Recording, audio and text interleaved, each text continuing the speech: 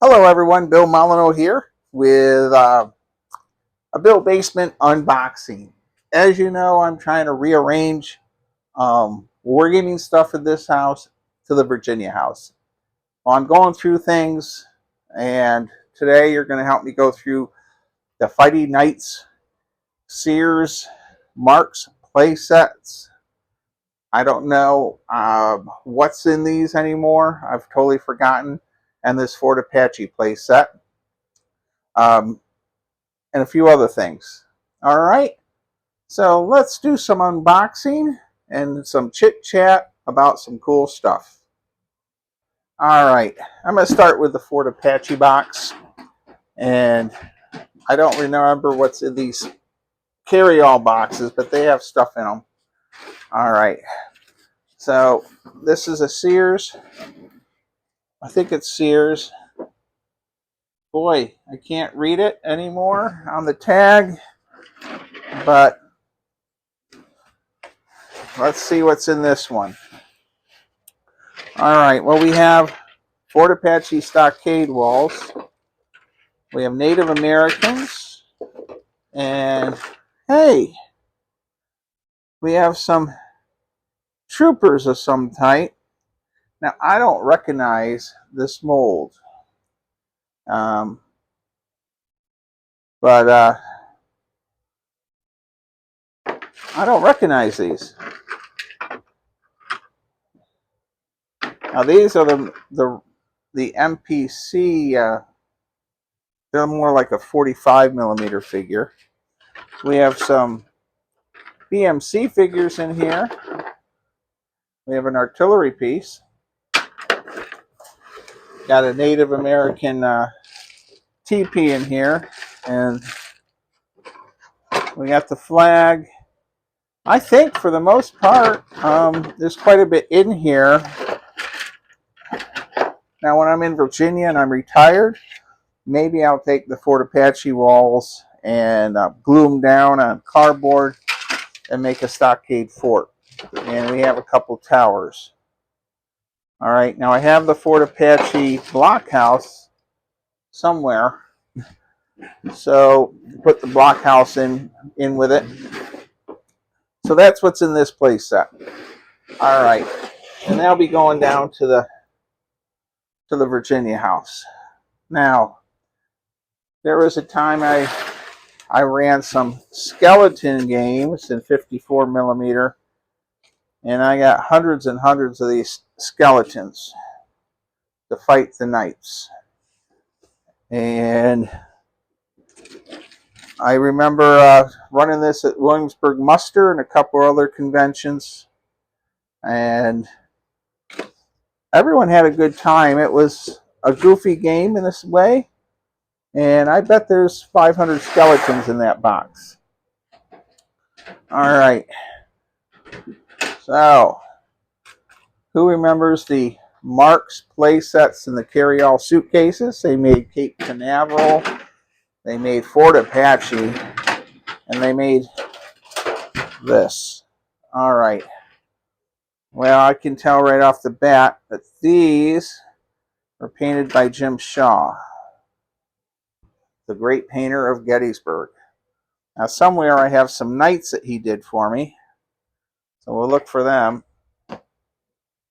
And very cool.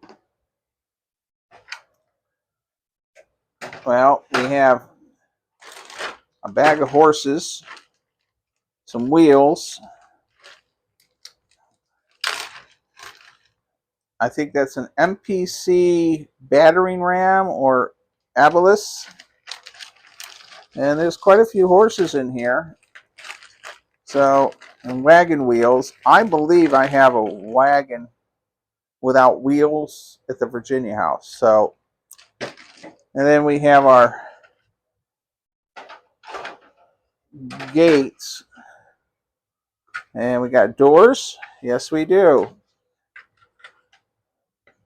So, now let's see here. We have one door here.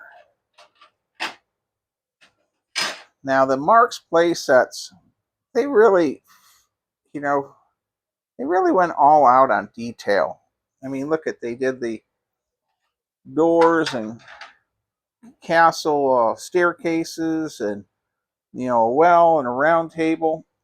I think the round table is on this side. There it is. And I honestly don't remember boxing this stuff up. All right, we're going to put the nicely painted horse figures over here off to the side. So that's what's in that play set. And we'll be taking this to the Virginia house also. And I'll pause the camera while I pack it up. Okay, well, Carry All Action Playset 2. I think, I don't know. All right. Well, here's all the doodads for one of them, along with the knights for those two horses that Jim Shaw painted. I don't know what the glare is on this, but we have the catapults. And it looks like all the accessories, the table, the shooting archery target, barrels of rum or wine, harp. Okay. We have a couple Confederates in here. That's interesting. All right. And we have more catapults. And a siege cannon. And wow. All right. And then we have mini knights, which I guess I'll set aside for Josh or Jim Shaw and see if they want them. And a Gettysburg Soldier's Ruler. So that's interesting. I don't know how that got in here, along with some dice. That's why it's good to go through your stuff. And a ton of casualty markers. Now, I don't even remember putting these dice or casualty markers in this bag. So, Josh, all this 28 millimeter Knights, I'll send off to you or Jim Shaw, whichever of you guys want this. And I'll keep the casualty markers. So I'm gathering these came from a game. They look 28-ish. I hope Josh can use them. So we'll set them to the side. All right, we'll pack this box up. So I know for a fact we have enough stuff here to do one castle and pick out the best someday to do a castle game. In my 6 months when I retire, I'll have a lot more free time, I hope. Now, we have knights, and I had a lot of them. I think it was over 1,000 knights to do Agincourt. I was very impressed with Little Wars TV's Agincourt. Jim Shaw did phenomenal painting on these, and I'm going to get them based up and place on my bases. Men at Arms, incredible work. Bowmen, crossbowmen. This was a COVID project. That's how long ago that was. And then this tub says Knights and Skeletons.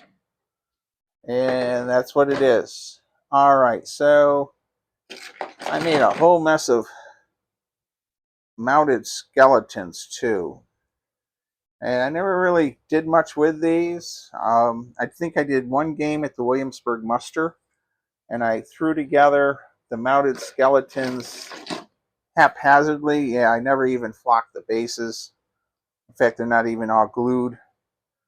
And then we have mounted knights. All right. So it's interesting when you're cleaning things you find. And I had a viewer said he bought a batch of stuff at a convention 10 years ago, brought it home, put it in his wargame basement, and he hasn't been able to find it since.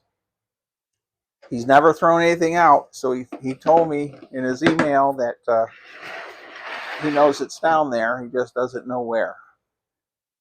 Well, that is that batch of stuff. And the Sears carry-all play sets, I'm sure if you're an older person in your 40s, maybe late 40s through your 70s, and then if you're really old like Walt Leach of the Chuckleheads, you'll remember these play sets. Walt, I'm just joking. Colonel Handsome, I know that you wanted a better view of the Wirbelwind, so I'm going to bring that forward. Okay, our Wirbelwind, I haven't put a crew in it yet, but I do have some German seated figures that I can use. And again, this was a bag with a mess of parts. It was four different models. So this is how this has come out. I really, really am happy with it. And for those of you that I'm thinking these are 3 dice a gun, 20 millimeter. I'm going to think there would be a great infantry killer and bolt action. I would think it's 12 dice worth of firepower. I don't know. I haven't looked it up. Dave M out there, let me know. And there is a small machine gun in the hall. It is a Panzer IV chassis after all. Now I looked this up, and this configuration of these 20 millimeters, they weren't strong enough for range to shoot down the American fighters and fighter bombers. So they switched this out with a 37 millimeter flak gun, which did much better. So someday maybe I'll find one of those. Now the German Panzer I is outside. It's been spray painted Panzer Gray, and have not brought it in the house, but I'll be working on its base tonight if I get time, and flock the base and put some crosses on it. And so that's about it. My plan for the wargame table, I have several ideas, and I'm going to put up a poll, but we could run another bolt action early war game. We could throw the black felt down and do an exciting Star Trek game. I haven't done a Star Trek game in probably 6 months. And I also have to work on boxing up more of that rat nest over there. Okay, everyone. Well,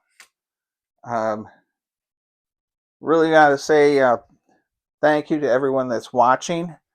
I also have this BMC Antietam bridge, which is a nightmare to put together. I'm working on it, but it's got a lot of little parts. So if you're a stressed out person, you don't want to do that. Oh, and in my searches, I found a ton of matchbox and Airfix World War II German infantry, which with a quick painting on some flesh and just some belts, I could do a 30 core breakout. And I found more Union unpainted soldiers too. Amazing what you find when you start cleaning. All right. Thank you for watching. This is Helping Braddock's Battlefield History Center. August 25th, this will end for Braddock's, and then in September, I'll present them a check. We're getting darn close to $500. Not quite there, but every dollar matters to them. They're a small little museum. On my Bill's History World, I have several videos of that museum. And I'm going to say the Goober calendar will be out next month. And all that money for the Goober calendar is going to the old stone fort in Schoharie, New York. All right. Well, that's it. Stay safe, be kind, be courteous, and thank you for watching a Bill Basement update. I know they're not as exciting as Chucklehead War Games, but it's the best I can do. Thank you, everyone. And for Kevin, be true to your school, the Colonel Handsome himself.